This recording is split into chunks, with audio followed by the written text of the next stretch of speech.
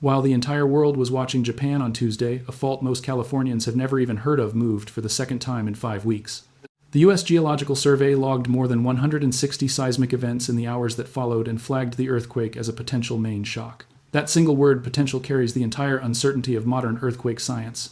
This fault runs straight toward the Bay Area, and its buried geological record holds ruptures larger than anything currently in the modern catalog. Stick with me because I'm going to walk you through exactly what this fault has done before, and the one specific signal that will actually tell us what comes next. At 7:40 p.m. on Tuesday evening, July 28, 2026 Pacific Daylight Time, the ground about 8 kilometers east-southeast of Cloverdale, California, broke. The USGS put the magnitude at 4.3, revised upward from an initial 4.2 within the hour. The depth was roughly 5.5 kilometers, a little over 3 miles down, which in earthquake terms sits almost right at the surface inside the shallow, brittle upper crust where shaking tends to feel hardest relative to the actual energy. Released. Nobody was hurt, no buildings came down. The USGS's automated impact system issued a green alert for both fatalities and economic loss, the lowest category on that scale. More than 520 people filed felt reports through the USGS's Did You Feel It system from towns close to the epicenter like Healdsburg, Geyserville, Middletown, and Kelseyville, and from considerably farther away too, or including Sacramento area communities in San Francisco, more than 100 km out, with some reports reaching as far as Nevada. The strongest recorded shaking reached around intensity 5 on the modified Mercalli scale, dishes, rattling, pictures, tilting, nothing close to structural damage. California's Shake Alert earthquake early warning system activated for the event, giving nearby residents a brief window of notice before the strongest shaking arrived. A magnitude 4.3 in Northern California during an ordinary week is usually a local news item. It gets a short article, a map graphic, and it disappears within a day. This one is different not because of how hard it shook. The first reason showed up in the USGS's own data feed within hours of the rupture, and it's the number that arguably should have made this a bigger story than it became. The agency didn't classify the Cloverdale earthquake as an isolated event. It classified it as the potential main shock of an ongoing earthquake sequence, with more than 160 separate seismic events associated with that sequence in the hours immediately following the initial rupture, later climbing past 162 as monitoring continued. That's the figure from the USGS's own earthquake sequence product, and it's arguably the single most important number in this entire story. Here's why that number matters so much. Aftershock productivity generally scales with the size of the main shock. For a magnitude 4.3, the statistically expected aftershock population is a small handful of events, maybe a dozen at most, decaying quickly and quietly within a day or two. A sequence population well over 100 is genuinely not that. That's high productivity, and high productivity tells you something specific about the condition of the surrounding rock. When a single locked patch on a fault fails cleanly and then settles back down, you get a small, contained aftershock population. When a broader volume of crust is already sitting close to its own failure point and one piece of it lets go, the resulting stress redistribution can light up everything nearby. 160 plus events isn't one patch breaking quietly. It looks more like a section of the Earth's crust actively reorganizing itself. The USGS's own forecast for the sequence estimated roughly a 28% chance of at least one additional magnitude 3 or greater aftershock within the following week, a window that opened Tuesday night and is still partly running, as of now. None of this would matter nearly as much if the earthquake had happened somewhere geologically unremarkable. It didn't, and that's the second reason the sequence deserves real attention. The Cloverdale epicenter sits directly on the Mahakama fault system, a fault almost nobody outside of working seismology has ever heard of. The Mahakama is a right lateral strike-slip fault running northwest to southeast through the Northern California coast ranges, east of the more famous San Andreas Fault dipping somewhere between 50 degrees and 70 degrees to the east. It carries a substantial share of the ongoing motion between the Pacific and North American tectonic plates through this part of the state motion that has to be absorbed somewhere, and that the San Andreas alone doesn't fully account for in this specific region. According to the deformation model built for the 2023 National Seismic Hazard Model, the Mahakama slip rate sits at roughly 9 millimeters per year, give or take about 1.5. For comparison, the offshore San Andreas in the same general region runs at roughly 24 millimeters a year, the highest rate on the local map, and yet that particular offshore section has produced almost no cataloged earthquakes at all. The Mahakama also creeps, meaning it experiences slow, continuous, non-earthquake movement, the two sides of the fault sliding past each other gradually without producing a sudden rupture. On the Mahakama specifically, the creep rate runs somewhere between 2 and 6 millimeters per year, something you can actually observe directly in the built environment, curbs, and infrastructure crossing. The fault trace have been measurably offset sideways over time. Creep often gets described publicly as a kind of pressure release valve, and that framing is where a lot of casual reassurance about faults like this comes from. It's genuinely incomplete. Researchers who've studied this fault's recent behavior have put it directly. While creep does bleed off some potential seismic energy, seismic strain is still actively accumulating along this fault strain that can reasonably be expected to eventually release in the form of actual earthquakes. Run the simple arithmetic. If the fault moves roughly 9 millimeters a year total, and creep accounts for somewhere between 2 and 6 of those millimeters, then somewhere between 3 and 7 millimeters a year isn't being released without an earthquake at all. That residual accumulates as stored elastic strain in the surrounding rock. It doesn't just disappear, it waits. The third reason this particular earthquake matters is that it wasn't actually the first one. On the morning of June 24th, 2026, at 8:10 a.m. local time, a magnitude 5.6 earthquake struck near Ukiah in Mendocino County, with its epicenter directly beneath the Abhayagiri Buddhist monastery, sitting within an otherwise sparsely populated stretch of mountainous forest. It was the largest earthquake recorded in that region in nearly 9 decades, and more significantly, the largest earthquake ever formally attributed to the Mahakama Fault in the USGS's entire catalog. Shaking was severe close to the epicenter, with seismometers within 10 kilometers recording intensities between 5 and 5.8, strong to severe. The USGS's own impact model estimated that roughly 1,000 people experienced intensity 7 shaking and more than 4,500 felt reports were filed. Thousands of Mendocino County residents lost power, and there was minor damage along with some injuries reported. The earthquake's focal mechanism matched the Mahakama Fault's known geometry closely, with one nodal plane oriented northwest to southeast, dipping roughly 54 degrees to the northeast, consistent with both the seismicity pattern seen in cross-section and the fault geometry already established through independent geological mapping. So here's where that leaves things. The Mahakama Fault produced the largest earthquake ever recorded on it on June 24th, 34 days later. It produced a magnitude 4.3 with a sequence of more than 160 events, roughly 55 kilometers to the south-southeast along that same general structural trend. 2 notable earthquakes 5 weeks apart on a fault that had never before produced a single cataloged event above magnitude 5.6 in the entire instrumental record. That doesn't mean a larger earthquake is definitely coming. The instrumental catalog for California is genuinely short in geological terms, and short catalogs can sometimes create the appearance of a meaningful pattern shift that later turns out to just be a sampling artifact.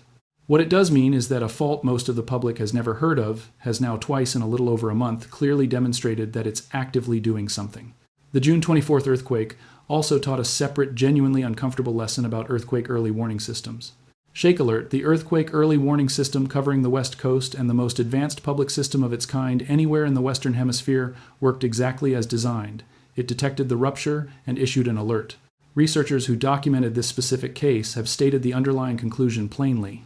Systems like Shake Alert are detectors, not predictors, and they will never be able to provide meaningfully timely warning to areas sitting close to the epicenter itself. That's not a criticism of the system, it's simply a description of basic physics. An earthquake has to actually begin before anything can detect that it's happening, and the warning signal travels at the speed of light while the damaging seismic waves themselves travel at only a few kilometers per second. The farther you are from the rupture, the more genuine warning time you get. 30 seconds of advance notice in San Francisco for a distant earthquake is genuinely life-saving. Directly above the fault itself, that particular math simply can't be beaten. The common public assumption that early warning systems function like earthquake prediction is straightforwardly incorrect, and June 24th is about as clean a documented real-world example of that limitation as you'll find. While examining the seismicity surrounding the June rupture, researchers tracking this fault noticed something they genuinely couldn't fully identify at first. A distinct linear band of earthquakes running between the Mahakama and the nearby Bartlett Springs Fault. It shows up clearly in the earthquake catalog as a concentrated linear cluster, exactly the kind of signature associated with an active geological structure. Yet it doesn't appear as a formally recognized fault trace in the National Quaternary Fault and Fault Database, the authoritative U.S. inventory of faults officially considered active. California's own state geological mapping shows some structures in that general area, but classifies them as pre-quaternary, meaning not currently considered active. Working seismologists studying the sequence actually asked the public for help identifying it, and were pointed toward a 2013 paper published in the journal Geology that appears to describe the same structure. Sit with what that actually means for a moment. There's a seismically active structure in the Northern California Coast Ranges that isn't fully accounted for in the National Active Fault Database. Not hidden, not suppressed. The earthquakes themselves are sitting right there in the public catalog for anyone to see. They're simply not yet formally assigned to a named, mapped structure. The Macama Zone deeper history runs even longer than its short instrumental catalog suggests. Careful excavation of sediments near Willits identified fault offsets pointing to several large earthquakes on this fault within roughly the last 2300 years. That particular study deliberately avoided assigning specific magnitudes to those ancient events, since converting a single sediment offset measurement into a precise magnitude estimate isn't considered defensible science. But researchers reviewing that record while explicitly flagging that they were estimating informally put the likely size of those earlier ruptures at somewhere around magnitude 6.5 to 7, or possibly larger based on the reasoning. That smaller earthquakes generally don't leave this kind of preserved geological trace at all. Apply the logarithmic energy scale here, where each full magnitude unit represents roughly 30 times more released energy, and a magnitude 6.6 earthquake releases about 30 times the energy of June's magnitude. Wuden Low, a fault that creeps continuously and still manages to produce ruptures that large in the preserved sediment record is a fault where creep alone clearly isn't sufficient to fully relieve the accumulating strain. Follow the Macama's general structural trend southeast from the current activity, and this stops being a purely abstract geological question. The mapped Rogers Creek Fault begins in the general vicinity of this recent sequence and runs southeast through Santa Rosa toward the Greater Bay Area. For decades, there was a genuinely open scientific question about exactly what happened to that fault once it reached San Pablo Bay. In 2016, subsurface imaging, led by USGS researchers and published in the journal Science Advances, finally answered it. The Hayward Fault and the Rogers Creek Fault are directly physically connected beneath the bay, with the Hayward bending about 10 degrees as it crosses underneath, forming one single continuous structure with a combined length of roughly 190 kilometers, about 118 miles. The maximum modeled magnitude for a rupture running along that full combined length comes out to roughly 7.4. That figure needs an immediate important qualifier, and the USGS itself is explicit about it. Multi-fault ruptures spanning a connected structure like this are real and documented elsewhere in the world, but they are considerably rarer than single-fault ruptures confined to just one segment. The full combined magnitude 7.4 scenario is considered meaningfully less likely than the individual Hayward-only scenarios, which model out separately at roughly magnitude 6.8 and magnitude 7, and those individual scenarios are already considered among the most consequential earthquake risks anywhere in the United States, since the Hayward Fault runs directly beneath the densely populated East Bay. A full magnitude 7.4 rupture along the combined system would release roughly 700 times the energy of June's magnitude 5.6 earthquake near Ukiah. To be completely clear about exactly what is and isn't being claimed here, a magnitude 4.3 near Cloverdale does not physically load or stress the Hayward Fault. There's no established mechanism by which it realistically could, given the distance involved. The connection that actually matters here is structural, not causal. This recent sequence is happening at the northern end of a continuous fault system that runs all the way into the most densely populated corridor in Northern California on a segment whose deeper geological record runs roughly 2 full magnitude units larger than anything currently sitting in its modern instrumental catalog. One more thing worth clarifying before moving on. There's a second separate cluster of earthquakes visible in the same general map area near Clear Lake and the Geysers geothermal field, the largest electricity-producing geothermal field in the world, and it's an entirely different phenomenon. Steam withdrawal and fluid injection at that facility remove mass and heat from underground reservoir rock, causing it to contract, and that contraction produces small induced earthquakes. That kind of induced seismicity is real. Well documented and openly acknowledged by researchers and regulators alike, but it stays confined specifically to the reservoir volume itself, shallow, small, and spatially bounded. The Cloverdale sequence, by contrast, is happening directly on the Macama structure, and June's larger rupture occurred more than 55 kilometers northwest of the geothermal field. Clear Lake itself is also a volcanic field, the one that hasn't erupted in several thousand years and currently shows no signs of eruption activity. Two genuinely different geological processes simply visible in the same regional map view. Now here's likely part of the reason this story didn't get nearly as much national attention as it probably deserved. Roughly 27 hours before the ground moved near Cloverdale at 4:00 p.m. Japan time on Tuesday, a shallow crustal earthquake ruptured beneath Kumamoto Prefecture on the island of Kyushu. The Japan Meteorological Agency measured it at magnitude 7.1, while the USGS's own revised moment magnitude came out to 6.8. The depth was roughly 10 kilometers, and critically it happened inland, not along the offshore subduction interface. It registered the maximum possible reading Shindo 7 in Uki City and Hikawa Town, the top of Japan's seismic intensity scale, a level that's only been recorded a small handful of times in the scale's entire history, and the first time since the Noto Peninsula earthquake back in January 2024. A tsunami advisory went out within about 2 minutes for the Ariake and Yatsushiro seas, forecasting waves up to 1 m, and it was lifted roughly 2 hours later with no destructive tsunami and no threat to the western coastline. The damage on land, though, was severe. At least one confirmed death. As of Tuesday evening, a person pulled from a collapsed house, who later died in the hospital. 20 to 30 employees were initially unaccounted for at a shopping mall in Kumamoto City, where part of the second floor collapsed, and roughly an hour later, an explosion tore through the complex, blowing out walls and exposing the building's steel frame, with witnesses reporting the smell of gas beforehand. The precise cause remains officially undetermined as of now.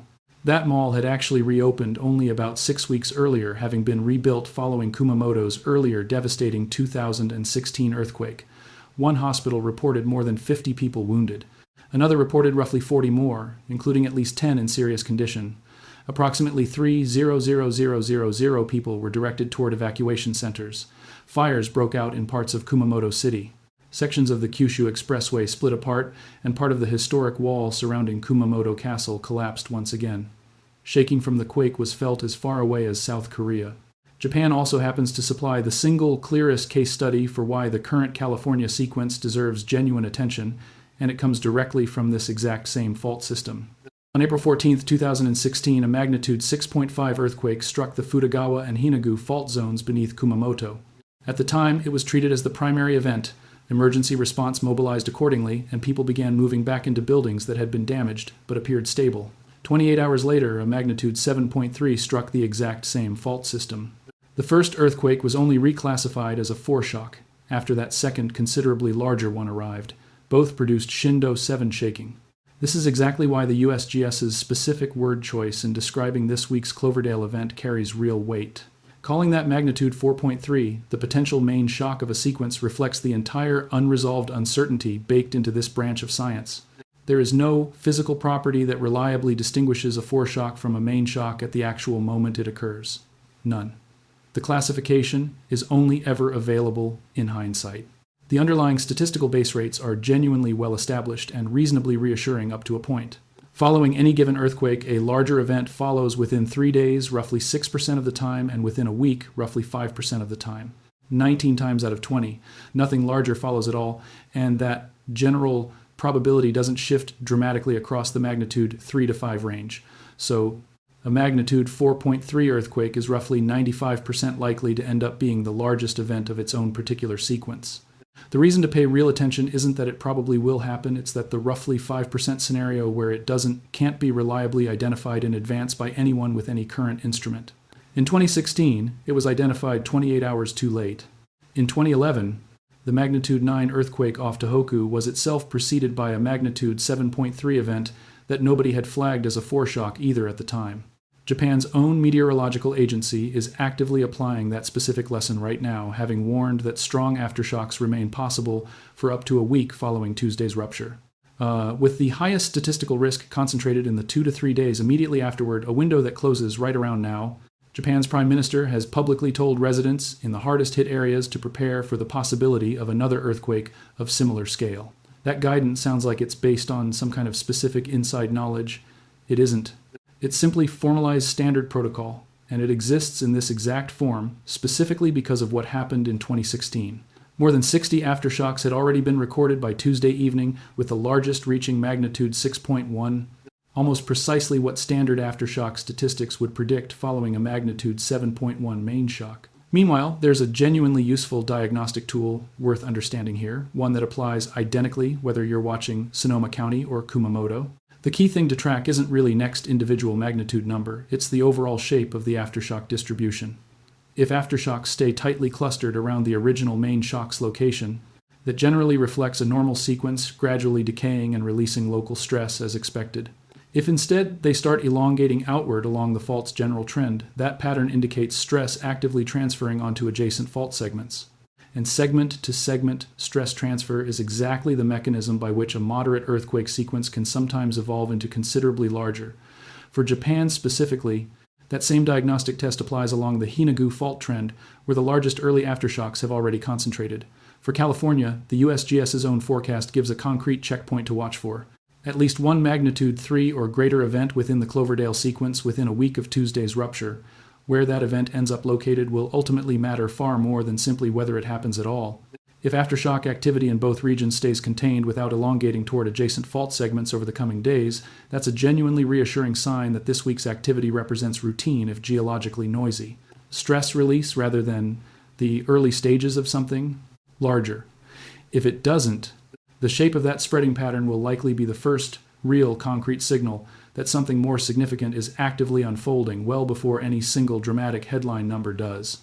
If you want to keep tracking exactly how the sequence develops over the coming days, subscribe now, because we'll be watching the aftershock maps closely and bringing you updates the moment the pattern actually tells us something new.